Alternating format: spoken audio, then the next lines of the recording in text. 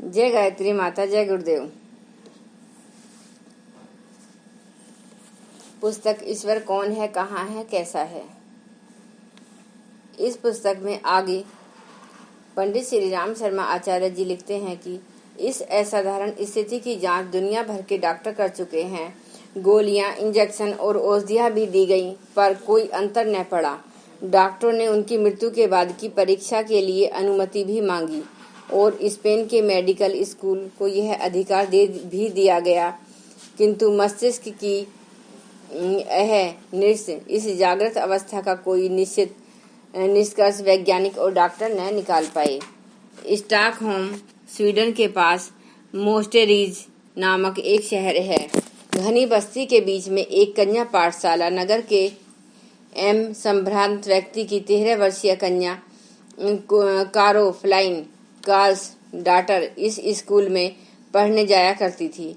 एक दिन की बात है कि रात्रि में पूर्ण नींद लेने के बाद भी उसे निद्रा का आवेश सा आता रहा। अपने आप को जागृत रखने का बहुत तेरा प्रयत्न करने पर भी बेचारी रोक न सकी। अकस्मात पढ़ते पढ़ते डेस्क पर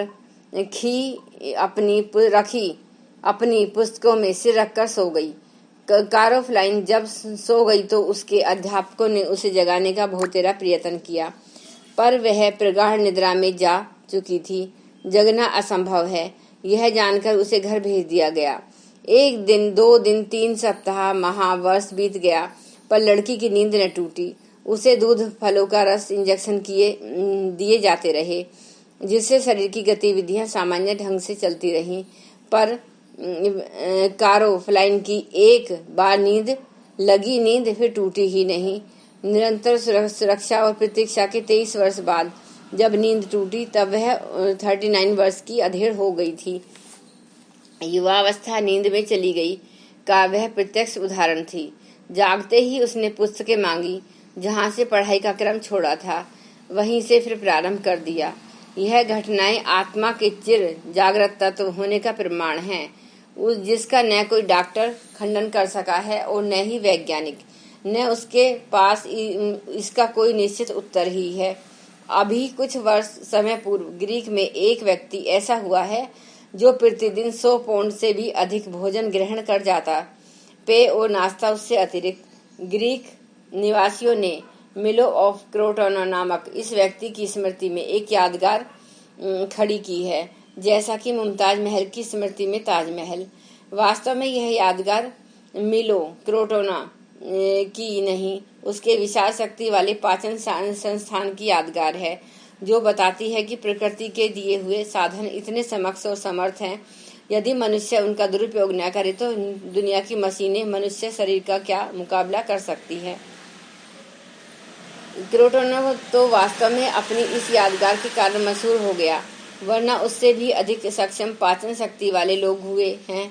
भारतवर्ष में बुजुर्गों के बारे में ऐसी सच्ची कहानियां गांव-गांव सुनने को मिल जाती हैं, और उनके साथ यह उपदेश भी कि यदि मनुष्य गलत आहार विहार के कारण शरीर की अग्नि को नष्ट न करे तो पेट खराब होने का कोई कारण नहीं।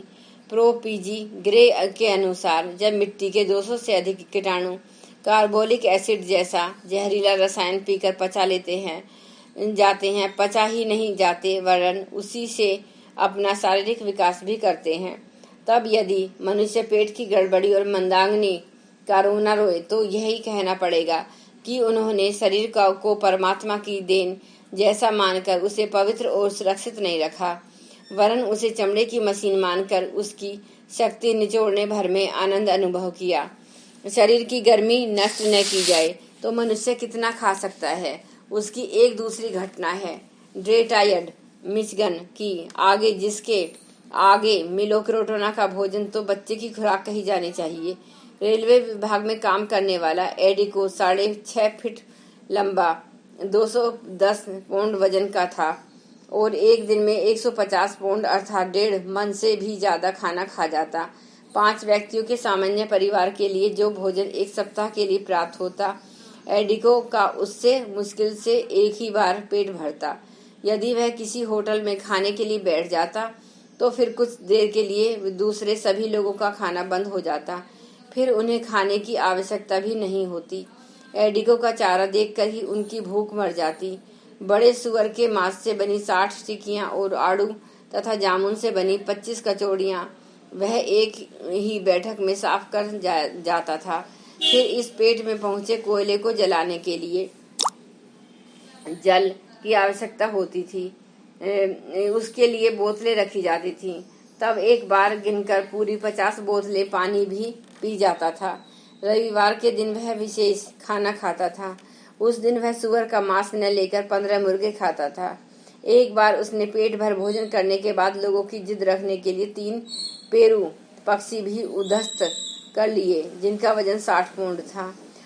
24 पौंड पनीर और 300 अंडे उसका हल्का फुल्का नाश्ता था।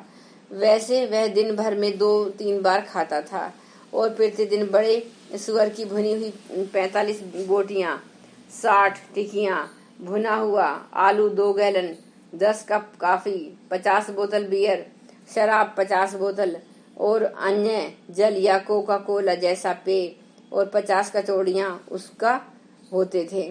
उसके सामने विवाह का प्रस्ताव आया तो उसने कहा, मुझे पूरा भोजन मिलता रहे, इसी में आनंद है, विवाह किया ही नहीं। यह घटना बताती है कि यदि नष्ट न करे तो पेट में पूरे एक मालगाड़ी को खींचने में इंजन की जितनी गर्मी और आग चाहिए वह कुदरत ने आदमी के पेट में भरी है, भले ही लोग उसे पहचान व समझ न पाए। सन 1968 में फ्यूजी टेलीविजन कंपनी जापान के डायरेक्टर्स भारत आए। दिल्ली में उन्हें पता चला कि भारत में एक ऐसा व्यक्ति है जो कांच, लोहा, तांबा, पिन, कंकड़, पत्थर चाहे जो कुछ खा जाता है तो भी उसकी शारीरिक क्रियाओं में रत्ती भर भी फर्क नहीं पड़ता। उन्होंने उस व्यक्ति को दिल्ली बुलवाया। स्वागत में जहाँ अन्य अतिथि स्वाद युक्त भोजन पाते हैं, चाय नाश्ता करते हैं, वहाँ इन बेचारों को कीले, पिने, टूटे फ्लास्क और कांच के गिलास खाने को दिए गए। उन्होंने वही बड़े प्रेम से खाई। जापानियों को दंग कर के रख दिया। जापानी उन्हें 3.5 माह के लिए जापान ले गए। उन पर तरह तरह के प्रयोग किए, पर कोई रहस्य न जान सके। आखिर इस मनुष्य दैत्य के पेट में क्या है जो मोटर ठेले खा जाने तक की क्षमता रखता है। साधारण तौर पर मनुष्य का पेट फल, फूल, अन्न और रस पचाने की जितनी अग्नि वाला माना जाता है, यदि लोहा शीशा पचाने की बात आई तो भारी शक्ति वाली अणु भट्टी की आवश्यकता होगी। कोई व्यक्ति बिना किसी बाह्य रसायन अथवा यंत्र की मदद से यदि इस्पात जैसी, पत्थर जैसी कठोर, साइनाइड जैसे मास्क, विष खाकर पचा जाए तो प्रमाणित होगा कि उसके पेट, उसकी नाभि में वस्तुतः कोई अग्नि कुंड होगा। यह विश्वास दिलाना इसलिए आवश्यक है कि ताकि लोग जठराग्नि प्रदीप्त करने वाले प्राणायाम, योगासनों की महत्ता समझें, ताकि लोग शरीर और शरीर के लक्ष्य का यथार्थ ज्ञान प्राप्त करें और मनुष्य जीवन में आने का उद्देश्य भी सार्थक कर सके। डॉक्टर अलख मोहन माथुर नामक इस भारतीय आश्चर्य का जन्म अलीगढ़ में हुआ। वे जन्मे भी समय से पहले और उल्टा तथा जुड़वा जन्मजात आश्चर्य पिंड भी माथुर मानव आश्चर्यों के प्रतीक हैं। एक दिन जब वे चंडीगढ़ में डॉक्टरी करते थे, उन्होंने सुना कि एक बालिका धोखे से सुई खा गई। सुई खाते ही लड़की की स्थिति मरणासन हो गई। डॉक्टरों ने किसी तरह ऑपरेशन करके बालिका के प्राण बचाए। इस घटना ने श्री माथुर को बहुत विचलित कर दिया। वे सोचने लगे, क्या सचमुच मनुष्य इतना गया भीतर निर्माण है कि एक नन्ही सी सुई उसकी जान ले।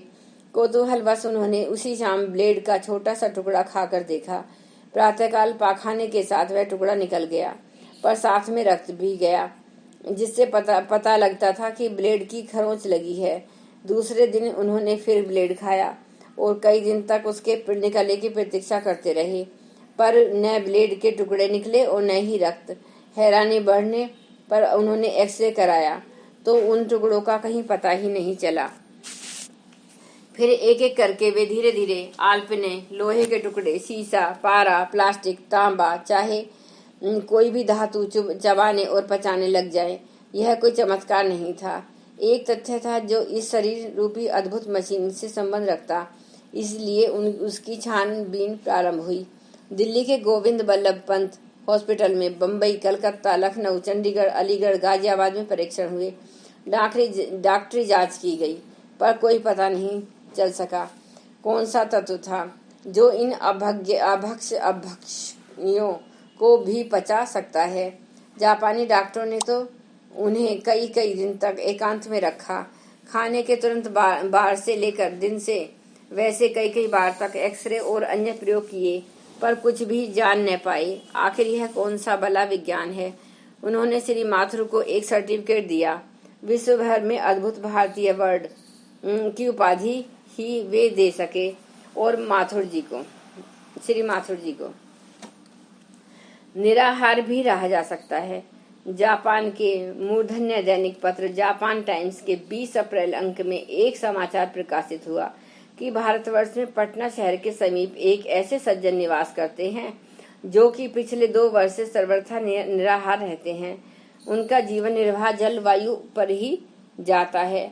समाचार अद्भुत और आश्चर्यजनक ही नहीं, अविश्वसनीय भी था, क्योंकि इन दिनों जबकि आहार को ही जीवन का आधार माना जा रहा है और स्वास्थ्य के लिए विभिन्न प्रकार के खनिज, लवण, प्रोटीन, चिकनाई, कार्बन आदि की तालिकाएं प्रकाशित करके आहार को ही सब कुछ बताया जा रहा है, तब यह कैसे संभव है कि कोई व्यक्ति बिना आहार के जीवित रह सके और 2 वर्ष जैसी लंबी अवधि तक जीवित भी रहे तो स्वस्थ भी बना रहे। आहार के बिना अनशन करने वाले कई व्यक्ति मृत्यु के मुख में जा चुके हैं। फिर बिना भोजन कोई व्यक्ति इतने समय तक जी ले, जीवित ही नहीं स्वस्थ भी बना रहे, और स्वस्थ ही नहीं इसी बिना आहार वाली पद्धति को अपनाकर भविष्य में लंबा जीवन भी जी सकने की घोषणा करे, तो यह बात असाधारणतया न तो समझ में आती है और न उस पर भरोसा करने को जी करता है। इस समाचार ने अनेकों आश्चर्य किया है। उन्हीं दिनों कनाडा के एक पाल स्टेट बैंक नामक सज्जन विश्व भ्रमण के लिए निकले हुए थे।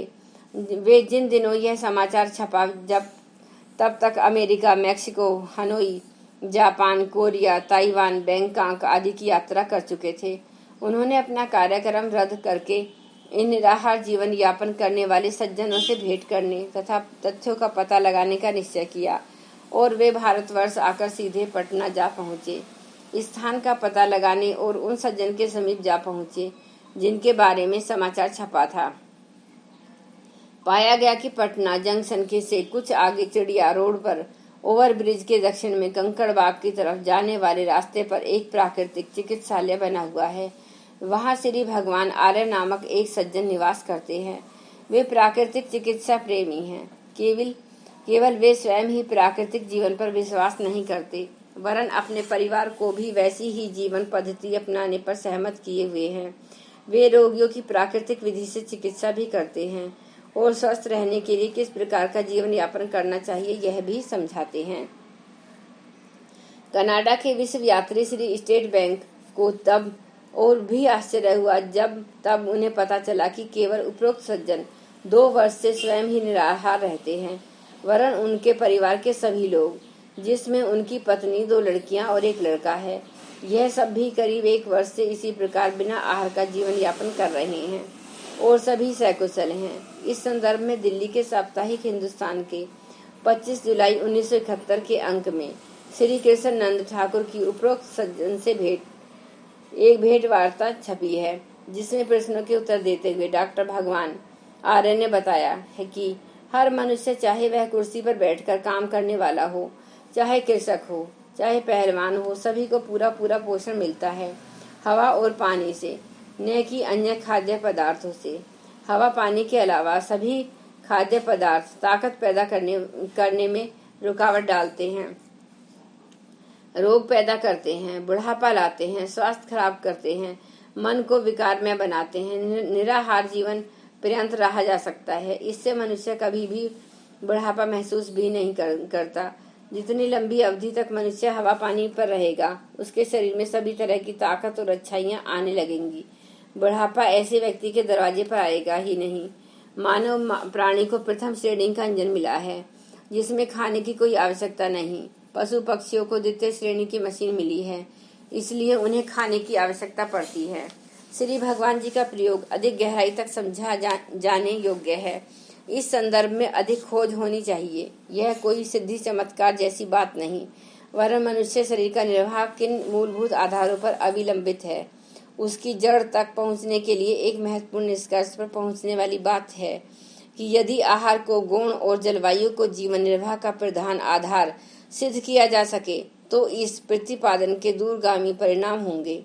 फिर आहार से स्वास्थ्य संरक्षण के नाम पर इन दिनों जो भक्ष्य अभक्ष्य ईंट पत्थर आग अंगार सब कुछ खाया जा रहा है और खाद्य उत्पादन के लिए इतना कोहराम मच रहा है, उस संदर्भ में नई दिशा मिलती है। यह पूर्ण निराहार सर्वसाधारण के लिए संभव न हो तो भी यदि स्वल्पाहार से काम चल जाता है और उसके लिए शाकाहार जैसी सरल सात्विक वस्तुओं को पर्याप्त माना जा सकता है हो तो उस प्रतिपादन का मानव जीवन की एक मुख्य समस्या आहार का आशाजनक समाधान निकल सकता है। विशेषतया प्रोटीन के नाम पर जिन करोड़ों निरीह पशु पक्षियों के मांस के नाम पर वध किया जाता है, उनकी निरर्थकता समझने में सुविधा मिल सकती है। स्वामी विवेकानंद ने पोहारी बाबा नामक एक योगी का ऐसा वर्णन किया था कि वे बिना आहार के रहते थे। यह विवरण उनकी एक पोहारी बाबा नामक पुस्तक में भी है, पर तब उसका कारण योगाभ्यास भी बताया गया।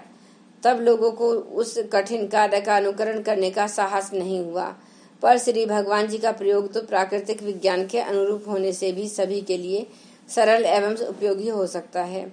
आवश्यकता इस संदर्भ में अधिक गहरे अन्वेषण और विस्तृत प्रयोग किए जाने की है ताकि सर्वसाधारण के लिए किन्हीं सर्वमान्य निष्कर्षों पर पहुंचा जा सके। आज के लिए बस इतना ही। इस पुस्तक का पूरा सार अच्छे से जानने के लिए आप इसके पहले वाले भाग अवश्य सुने। सभी श्रोतागणों को मेरी तरफ से नमस्कार तथा धन्यवाद। आप इस पुस्तक को इस तरीके से सुनते रहिए तथा जन जन तक पहुंचाइए। यह पुस्तक श्री पंडित श्री राम शर्मा आचार्य जी द्वारा लिखित है। उन्होंने ऐसी हजारों पुस्तकें लिखी हैं जो आप लोगों के सहयोग से जन जन तक पहुंचेंगी। अब एक बार गायत्री मंत्र का उच्चारण करते हैं। ओम भूर्भुवः स्वः तत्सवितुर्वरेण्यं भर्गो देवस्य धीमहि धियो यो न प्रचोदयात्। जय माता।